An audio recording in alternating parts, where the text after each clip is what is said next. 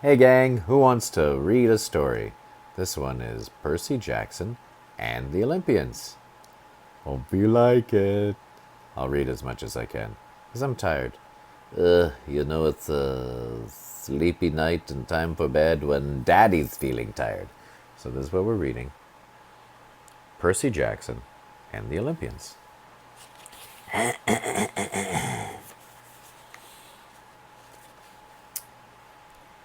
I accidentally vaporized my pre-algebra teacher. Look, I didn't want to be a half-blood. If you're reading this because you think you might be one, my advice is close this book right now. We shouldn't close the book. Believe whatever lie your mom or dad told you about your birth and try to lead a normal life. Being a half-blood is dangerous. It's scary. Most of the time it gets you killed in painful, nasty ways. If you're a normal kid reading this because you think it's fiction, great. Read on. I envy you for being able to believe that none of this ever happened. But if you recognize yourself in these pages, if you feel something stirring inside, stop reading immediately. You might be one of us. And once you know that, it's only a matter of time before they sense it too. And they'll come for you. Don't say I didn't warn you. My name is Percy Jackson. I'm 12 years old, with a very deep daddy voice. I'll go back to reading. Until a few months ago, I was a boarding student at Yancey Academy, a private school for troubled kids in upstate New York. Am I a troubled kid? Nah, you could say that. Turn the page.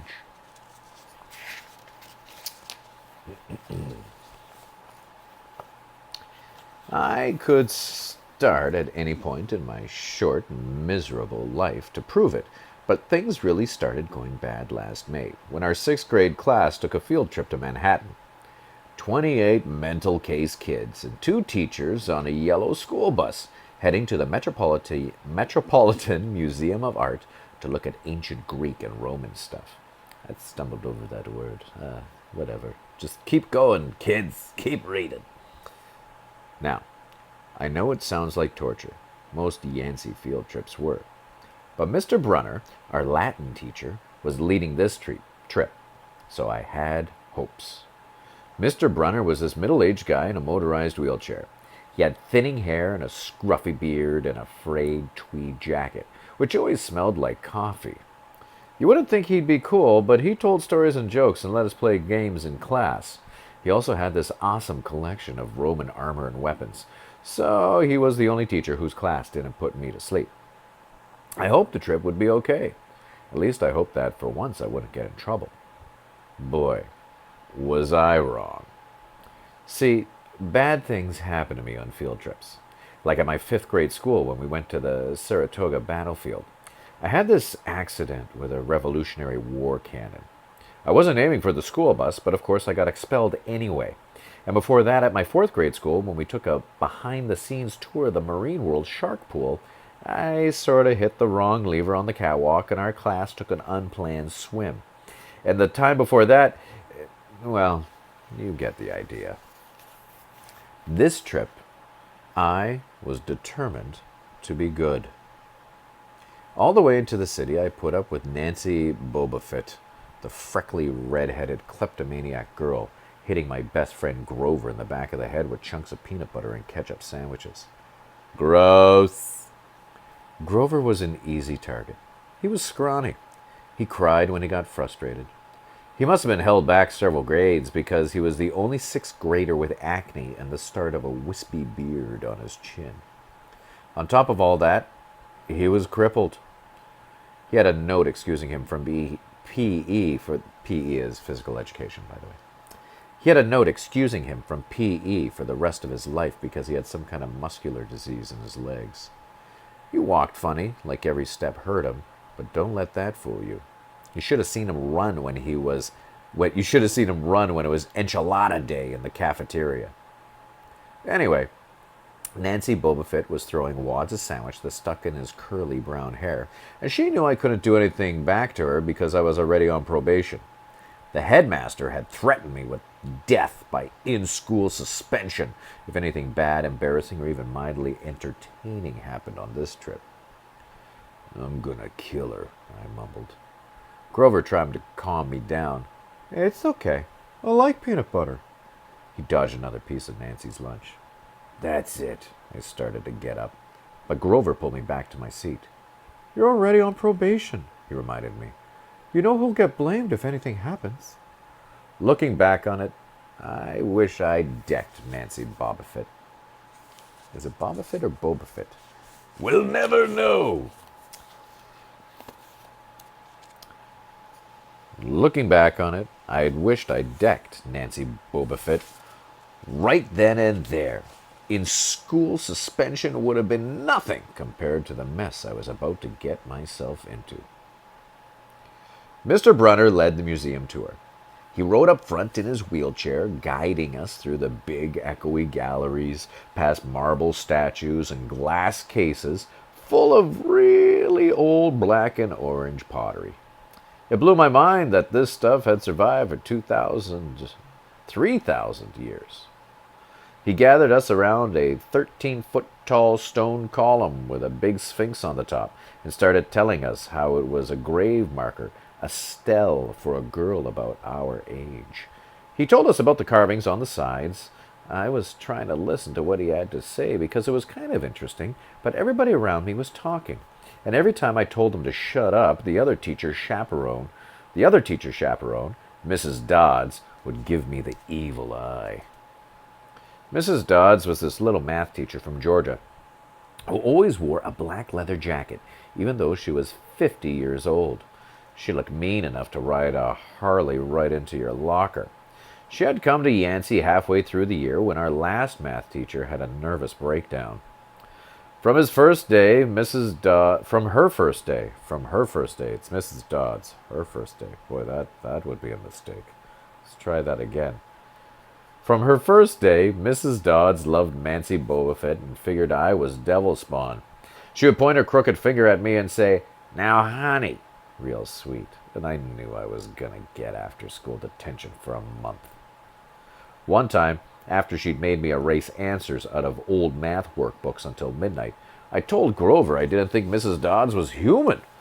He looked at me real serious and said, "You're absolutely right." Mr. Brunner kept talking about Greek funeral art. Finally, Nancy Bobofit snickered. I was something about the naked guy on the stele, and I turned around and said, "Will you shut up?"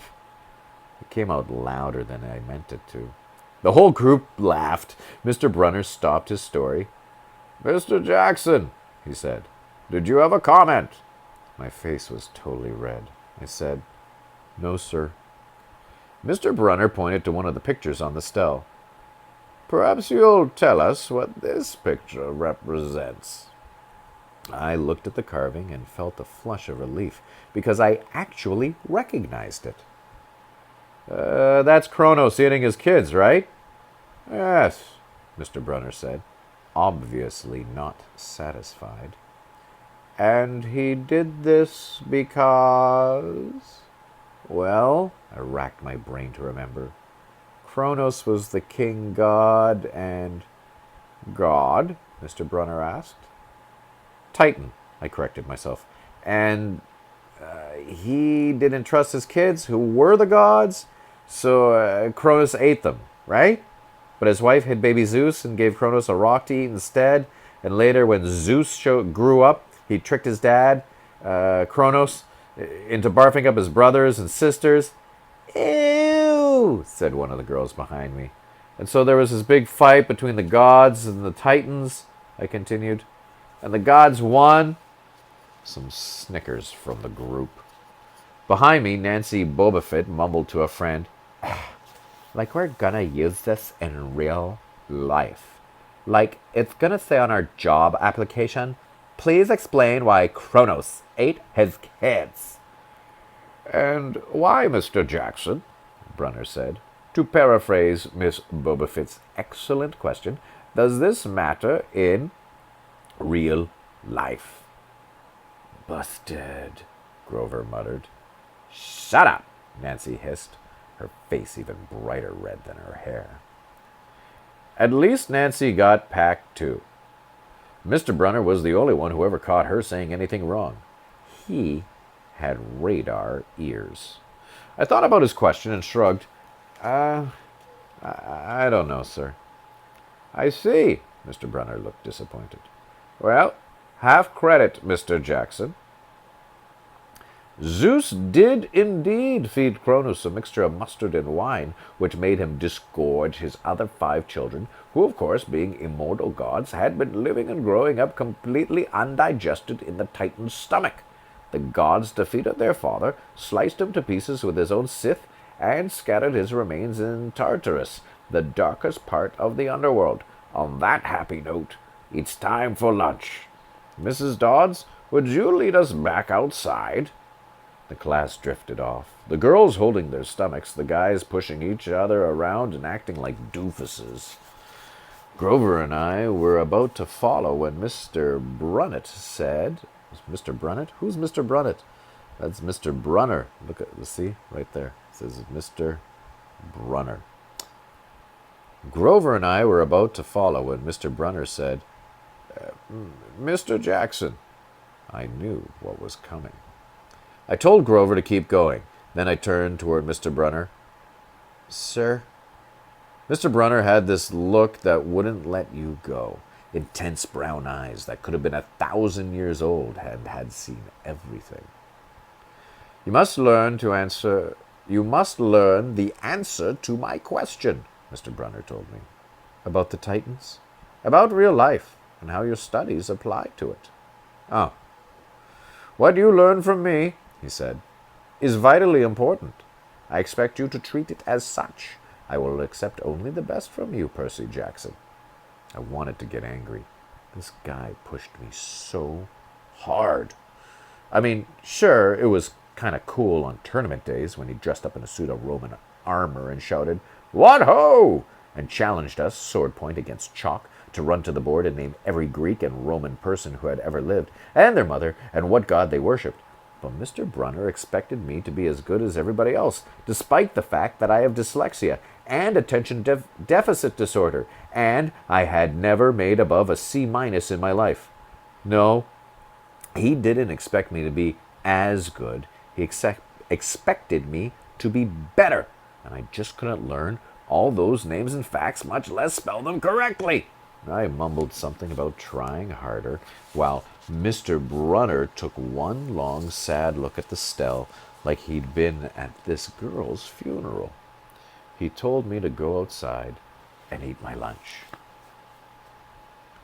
The class gathered on the front steps of the museum, where we could watch the foot traffic along Fifth Avenue. Overhead, a huge storm was brewing, with clouds blacker than I'd ever seen. Overheard? How about overhead? We'll try that one more time. I'm sorry, kids. I'm trying to read and hold this at the same time. And, Betty, how you doing? You doing okay?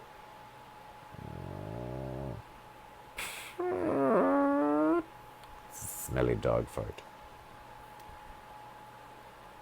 The class gathered on the front steps of the museum, where we could watch the foot traffic along Fifth Avenue. Overhead, a huge storm was brewing, with clouds blacker than I'd ever seen over the city. I figured maybe it was global warming or something, because the weather across New York State had been weird since Christmas. We'd had massive snowstorms, flooding, wildfires from lightning strikes. I wouldn't have been surprised if this was a hurricane blowing in. Oh, let's see if we can read like this. Nobody else seemed to notice. Some of the guys were pelting pigeons with Lunchables, crackers. Nancy Bobafett was trying to pickpocket something from a lady's purse, and of course Mrs. Dodds wasn't seeing a thing. Grover and I sat on the edge of the fountain, away from the others. We thought that maybe if we did that, everybody wouldn't know we were from that school, the school for loser freaks who couldn't make it elsewhere. Detention? Grover asked. Nah, I said. Not from Brunner. I just wish he'd lay off me sometimes. I mean, I'm not a genius. Grover didn't say anything for a while. Then, when I thought he was going to give me some deep philosophical comment, sorry, I'm reading through my camera. Grover didn't say anything for a while. Then, when I thought he was going to give me some deep philosophical comment to make me feel better, he said, "Can I have your apple?" I didn't have much of an appetite, so I let him take it. I watched the streams of cabs going down Fifth Avenue and thought about my mom's apartment only a little ways uptown from where we sat. I hadn't seen her since Christmas. I wanted so bad to jump in a taxi and head home. She'd hug me and be glad to see me, but she'd be disappointed too. She sent me right back to Yancey, remind me that I had to try harder, even if this was my sixth school in 6 years, and I was probably going to be kicked out again. I wouldn't be able to stand that sad look she'd give me. Mr. Brunner parked his wheelchair at the base of the handicapped ramp. He ate celery while he read a paperback novel. A red umbrella stuck up from the back of his chair, making it look like a motorized cafe table. I was about to unwrap my sandwich when Nancy Bobofit appeared in front of me with her ugly friends. I guess she'd gotten tired of stealing from the tourists, and dumped her half-eaten lunch in Grover's lap. "Oops," she grinned at me with her crooked teeth. Her freckles were orange and as if somebody had spray-painted her face with liquid Cheetos. I tried to stay cool. The school counselor had told me 1,000,000 times, "Count to 10. Get control of your temper." But I was so mad my mind went blank. A wave roared through my ears. Now, I don't remember touching her, but the next thing I knew, Nancy was sitting on her butt in the fountain screaming, "Percy pushed me!" Mrs. Dodds materialized next to us.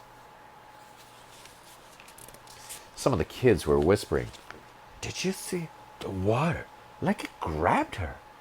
I didn't know what they were talking about. All I knew was that I was in trouble again. As soon as Mrs. Dodds was sure poor little Nancy was okay, promising to get her a new shirt at the museum gift shop, etc., etc., Mrs. Dodds turned on me. There was a triumphant fire in her eyes, as if I'd done something she'd been waiting for all semester. "Now, honey." "I know," I grumbled. "A month erasing workbooks." That wasn't the right thing to say. "Come with me," Mrs. Dodds said. "Wait," Grover yelped. "It was me. I pushed her." I stared at him, stunned. I couldn't believe he was trying to cover for me. Mrs. Dodds scared Grover to death. She glared at him so hard his whiskery chin trembled. "I don't think so, Mr. Underwood," she said. "But you will stay here." Grover looked at me desperately. "It's okay, man," I told him. "Thanks for trying." "Honey," Mrs. Dodds barked at me. "Now!" Nancy Bobofit smirked. I gave her my deluxe "I'll kill you later" stare. Then I turned to face Mrs. Dodds, but she wasn't there. She was standing at the museum entrance, way at the top of the steps, gesturing impatiently at me to come on. How'd she get there so fast? I have moments like that a lot, when my brain falls asleep or something, and next thing I know I've missed something, as if a puzzle piece fell out of the universe and left me staring at the blank place behind it. The school counselor told me this was part of the ADD, my brain misinterpreting things. I wasn't so sure. I went after Mrs. Dodds. Halfway up the steps, I glanced back at Grover. He was looking pale, cutting his eyes between me and Mr. Brunner, like he wanted Mr. Brunner to notice what was going on. But Mr. Brunner was absorbed in his novel. I looked back at Mrs. Dodds. I looked back up. Mrs. Dodds had disappeared again. She was now inside the building at the end of the entrance hall. Okay, I thought. She's going to make me buy a new shirt for Nancy at the gift shop. But apparently, that wasn't the plan. I followed her deeper into the museum. When I finally caught up to her, we were back in the Greek and Roman section. Except for us, the gallery was empty. Mrs. Dodds stood with her arms crossed in front of a big marble frieze of the Greek gods. She was making this weird noise in her throat, like growling. Even without the noise, I would have been nervous. It's weird being alone with a teacher, especially Mrs. Dodds. Something about the way she looked at the frieze, as if she wanted to pulverize it. "You've been giving us problems, honey," she said. I did the same thing. I said, "Yes, ma'am." She tugged on the cuffs of her leather jacket. "Did you really think you would get away with it?" The look in her eyes was beyond mad. It was evil. She's a teacher, I thought nervously. It's not like she's going to hurt me. I said, I'll try harder, ma'am." Thunder shook the building. "We're not fools, Percy Jackson," Mrs. Dodds said. "It was only a matter of time before we found you out. Confess, and you will suffer less pain." I didn't know what she was talking about. All I could think of was that the teachers must have found the illegal stash of candy I'd been selling out of my dorm room. Or maybe they'd realized I got my essay on Tom Sawyer from the internet without ever reading the book, and now they were going to take away my grade. Or worse, they were going to make me read the book. "Well?" she demanded. "Ma'am, I don't—" "Your time is up," she hissed. Then the weirdest thing happened. Her eyes began to glow like barbecue coals. Her fingers stretched, turned into talons. Her jacket melted into large leathery wings. She wasn't human. She was a shriveled hag with bat wings and claws and a mouthful of yellow fangs, and she was about to slice me to ribbons. Then things got even stranger.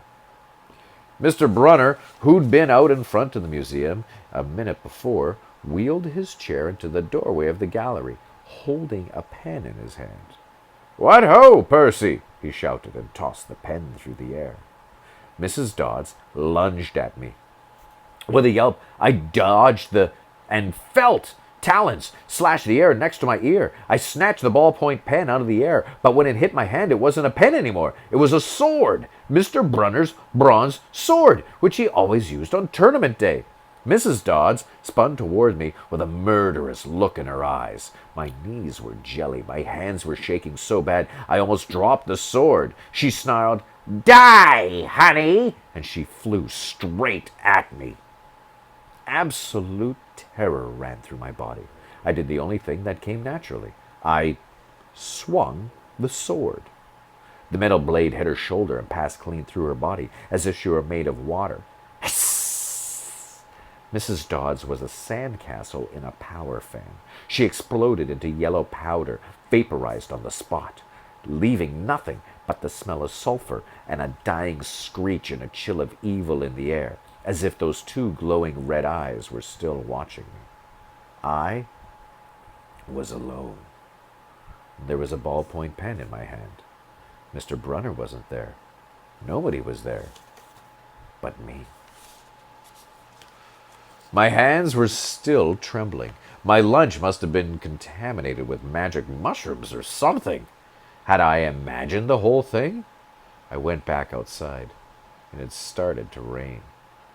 Grover was sitting by the fountain, a museum map tented over his head. Nancy Bobafit was still standing there, soaked from her swim in the fountain, grumbling to her ugly friends. When she saw me, she said, I hope Mrs. Kerr whipped your butt." I said, "Who?" "Our teacher." "Duh." I blinked. We had no teacher named Mrs. Kerr. I asked Nancy what she was talking about. She just rolled her eyes and turned away. I asked Grover where Mrs. Dodds was. He said, "Who?" But he paused first, and he wouldn't look at me, so I thought he was messing with me. "Not funny, man," I told him. "This is serious." Thunder boomed overhead. I saw Mr. Brunner sitting under his red umbrella, reading his book as if he had never moved. I went over to him. He looked up a little distracted. "Ah, that would be my pen." "Please." "But I'm getting tired." "That's not in the book, that's just Dad." I saw Mr. Brunner sitting under his red umbrella, reading his book as if he'd never moved. I went over to him. He looked up a little distracted. "Ah, that would be my pen. Please bring your own writing utensil in the future, Mr. Jackson." I handed Mr. Brunner his pen. I hadn't even realized I was still holding it. "Sir," I said, "where's Mrs. Dodds?" He stared at me blankly. "Who?" "The other chaperone, Mrs. Dodds, the pre-algebra teacher." He frowned and sat forward, looking mildly concerned. "Percy, there is no Mrs. Dodds on this field trip. As far as I know, there has never been a Mrs. Dodds at Yancey Academy. Are you feeling all right?" And thus we come to the end of chapter number 1. Tomorrow, or maybe the next day, we'll be reading chapter 2. 3 old ladies knit the socks of death. See? It's right there. That's what it says right there. Chapter 2. 3 old ladies knit the socks of death. Socks of death! Good night, Betty. Good night, kids. Love you. Socks of death.